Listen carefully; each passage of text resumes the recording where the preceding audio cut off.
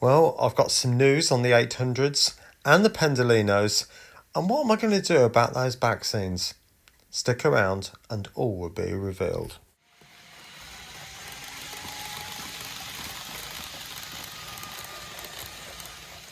Well, good afternoon everyone and welcome back to Piccadilly.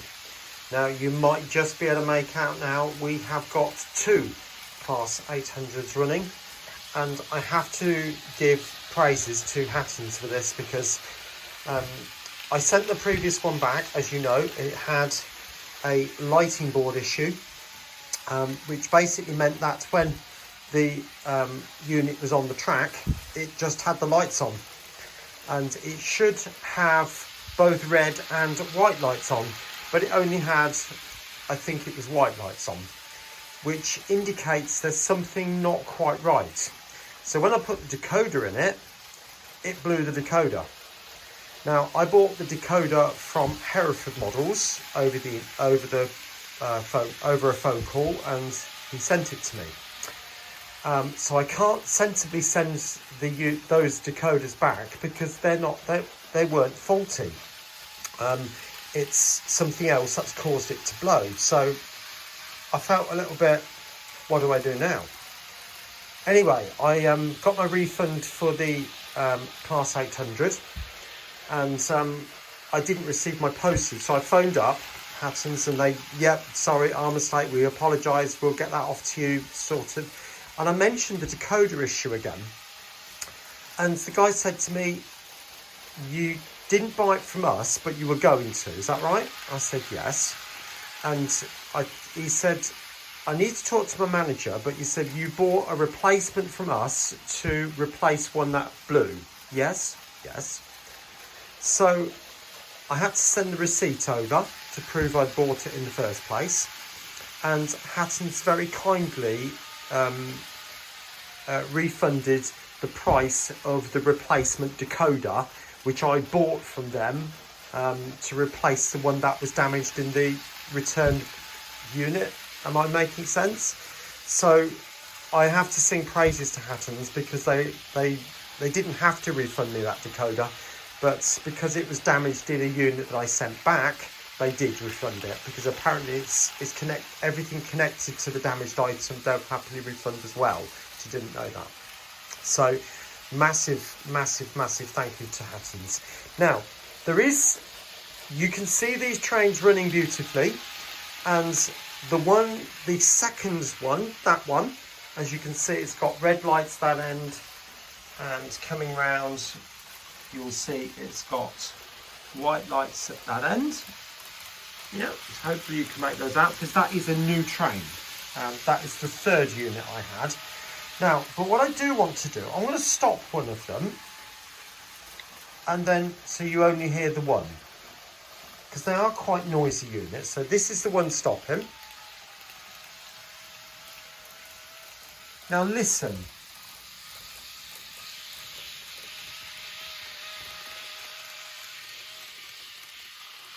Did you hear that?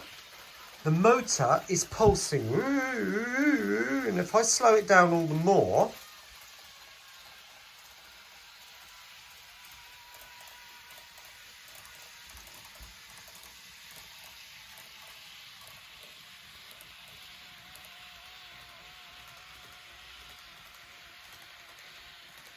now I have to say that is a lot better than it was. When I got it out the box, it was literally jerking forward and then slowing down, speeding up.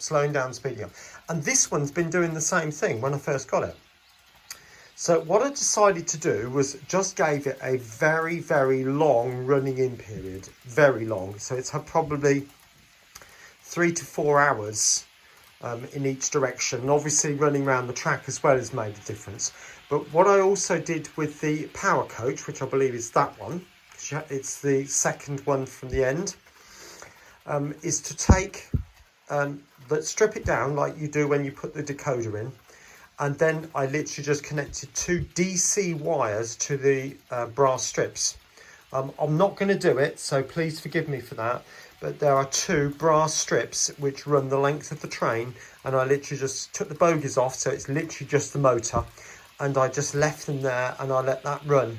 And it has made a massive difference. It is running a lot smoother now than it did when I first got it. It was literally just jerking its way along like that. But what I do want to do, and talking to a couple of people about this, is do the CV54 function 1 thing. I don't know whether it's going to work, but let's go and find out.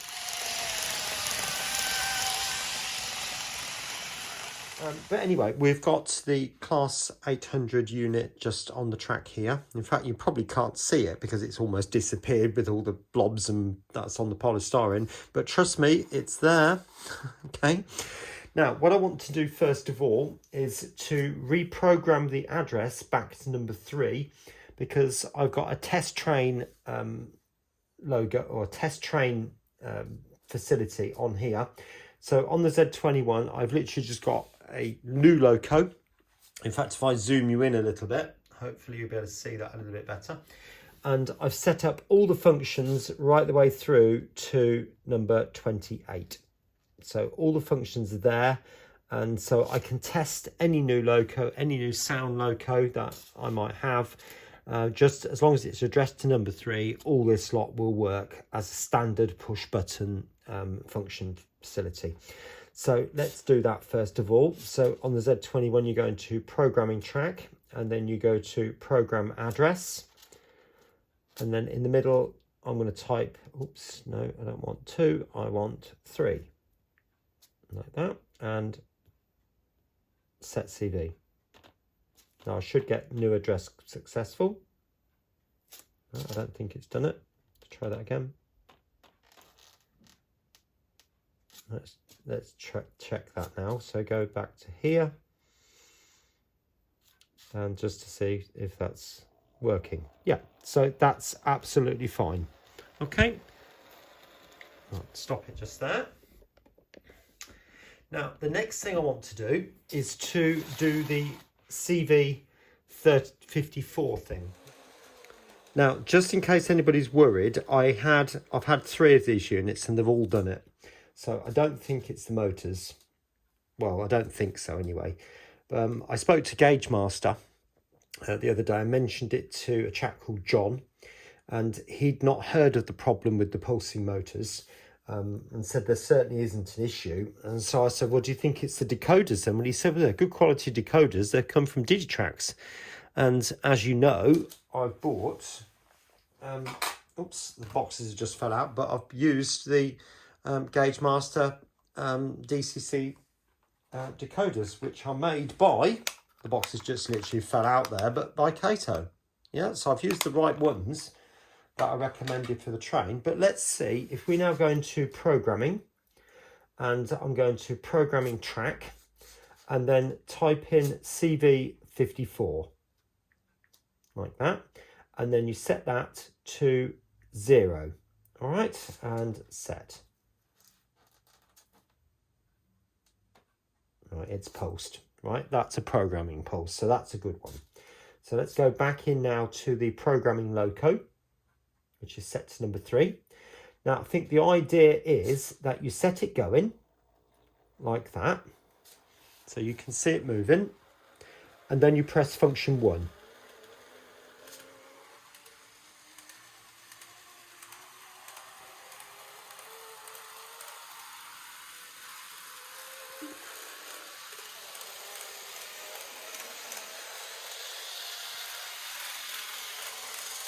I'm just going to leave it a few seconds. Yeah, well, I reprogrammed it back to the address, which is 47 for this particular one.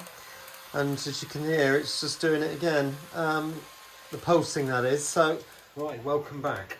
I did a little bit of research, and I'm not one to try and let things lie if I can find a solution.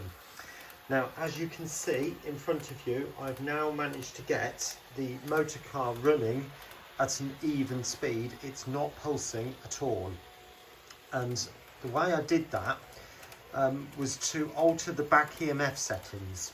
Now, please don't ask me questions. I've had to read this just as much as you may have to yourself.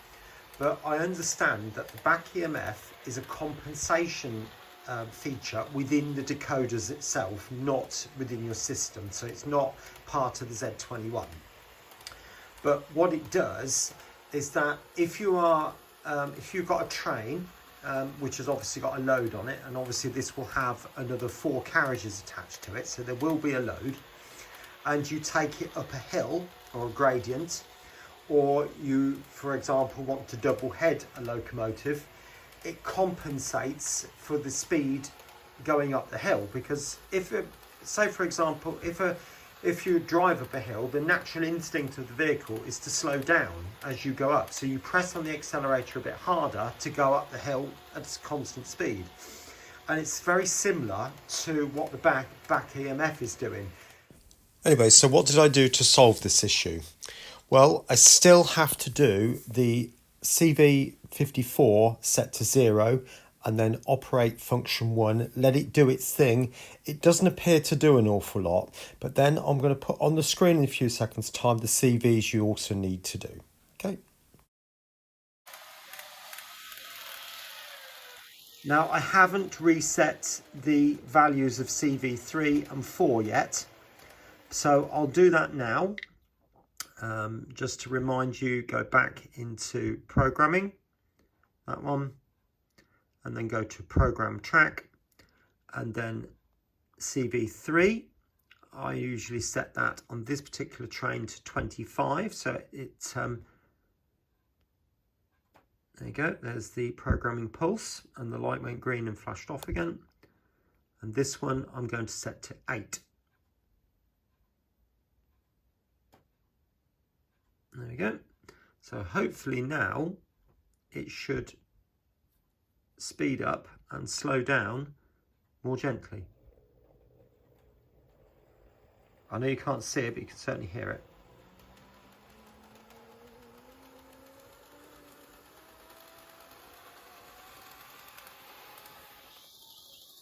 Turn the camera.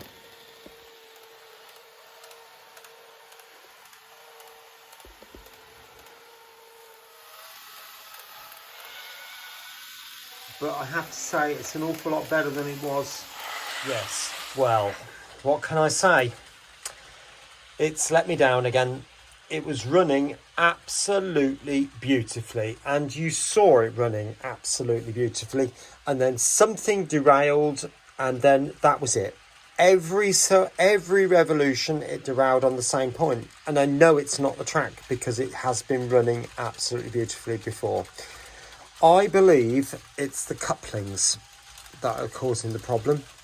And so what I decided to do on the white version, and I've not got it right yet, I have to stress, but I'm going to experiment. Now, what I'm going to point out to you now, I do not recommend. I must stress this. I do not recommend this. The manufacturers will void your warranty. But this train, for me, has been such a disaster that to do anything positive or get any positivity out of it is worth the go for me.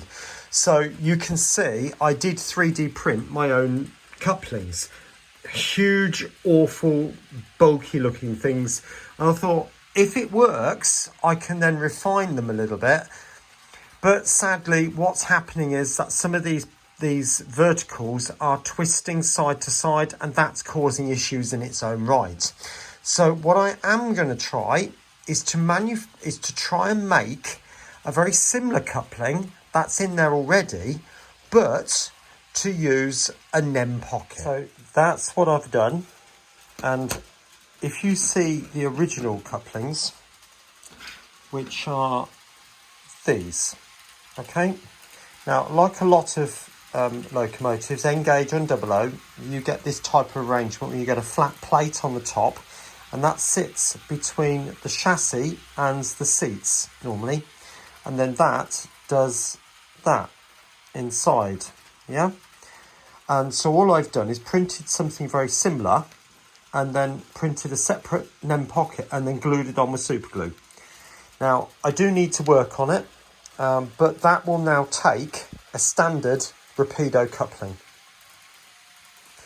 Now, I don't know whether it's going to work. The gap between the two coaches looks horrendous. I might be able to work on that and glue it into a different position. In other words, glue the pocket further back. I don't know at the moment, but it's worth a go. But what I can do is connect it to a standard Mark III coach. So I'll put that on there. And what I want to try and do, instead of using the coupling for, well, the power car, instead of using the power car, I want to use a standard locomotive, for example, the 37, because I know they're reliable runners, and just see if I can get it running one coach at a time. See, it's not quite right. It's going to need work, but if I can get it working, that's where I'm going with it. Okay, so I might just need to smooth it off a little bit at the top because it is a little bit rough. So smooth that off, make it nice and smooth both sides. Put a little bit of oil top and bottom so it's got something slippery to move on. And then hopefully it might just work. No, it's catching a little bit. So that's what's causing the derailments. It's the coupling is too stiff, and it's the same on those ones down there. They are very rigid, and for a coupling to work, these Rapido couplings have been so successful because they move sideways and they also go up and down. And yes, there are instances where the couplings do uncouple because one's going below the other. But generally speaking, they are very successful. Now, the other option is, as you can see, we've got the Class 800 there.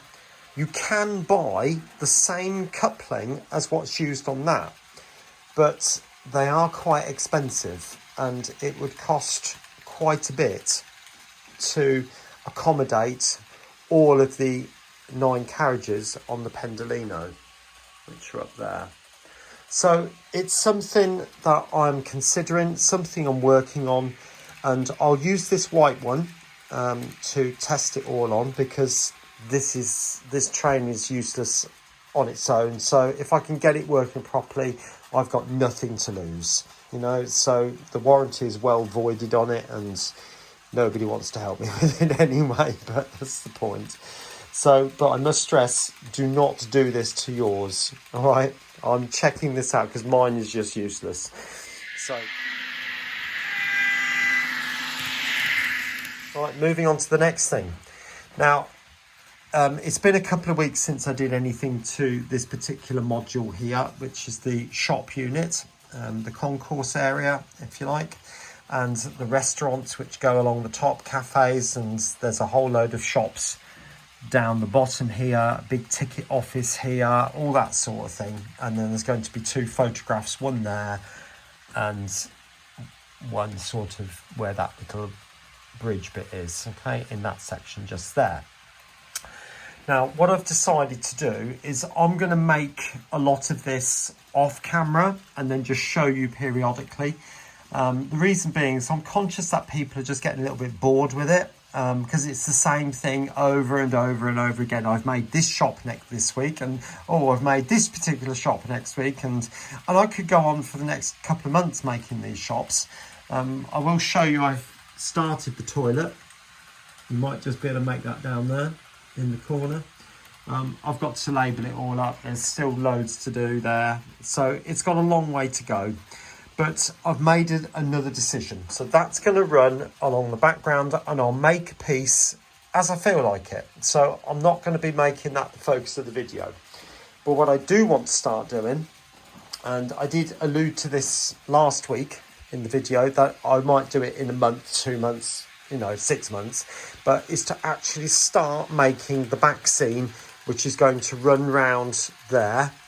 And I also might start to think about the extension of these tracks, not to go too far with it, because I've got to buy a lot of track and that's money, so I'm not going to do that right now. I'll use what I've got, but it won't get very far around here, I promise you that much, because I need a lot of track to get right the way around and join back up to New Mills, which is over there.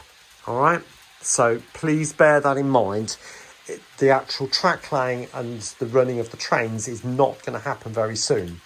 But somebody did, and please forgive me, I can't remember who it was, but make some comments with regard to the back scene having a road coming through.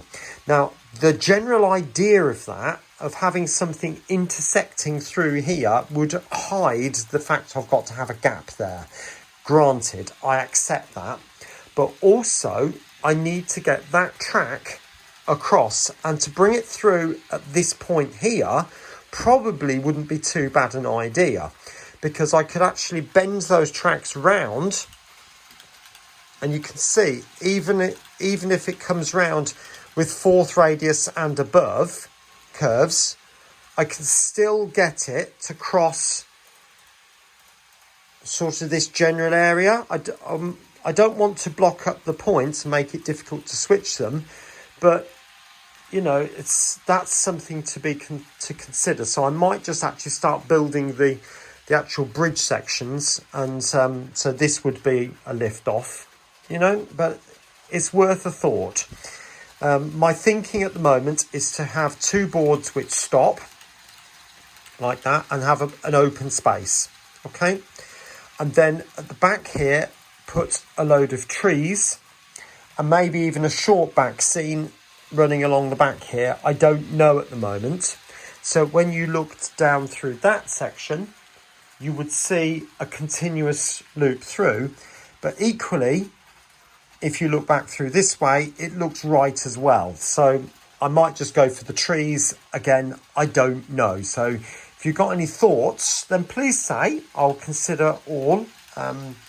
You know, so nothing's out of bounds, but you might think of something I don't. So, you know, just welcome to put your 10 pence worth in there, and it would be very much appreciated. All right.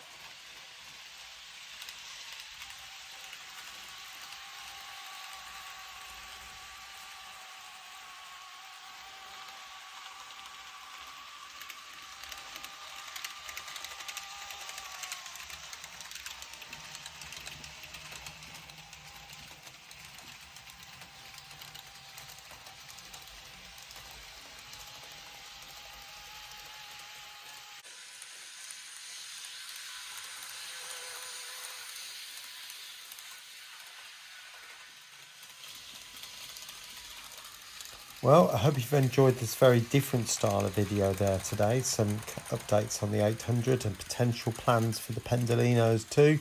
And not to mention the back scenes that hopefully will be starting in the next couple, 2-3 weeks. We'll see how it goes. Anyway, 2 videos will be appearing on your screen right now. So please take a look at those to the very end. And I'll catch you here again on Piccadilly very, very soon. Bye for now.